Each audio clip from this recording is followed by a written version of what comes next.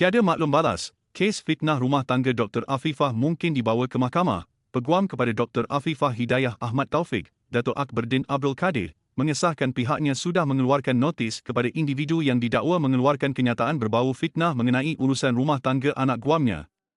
Namun sehingga kini, beliau memaklumkan tiada sebarang maklum balas diterima daripada pihak terbabit. Menurut Akberdin, tempoh notis yang diberikan hampir tamat dan sekiranya tiada respon, tindakan undang-undang akan diambil. Jika masih tiada jawapan, kami akan bawa kes ini ke mahkamah dan biar mahkamah tentukan, katanya ketika ditemui di Mahkamah Tinggi Syariah Shah Alam.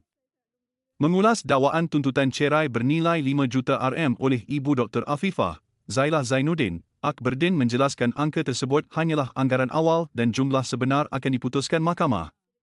Beliau turut memaklumkan isu berkaitan muta'ah, harta sepencarian dan nafkah edah akan diselesaikan mengikut peringkat selepas keputusan cerai disahkan pada 2 Disember.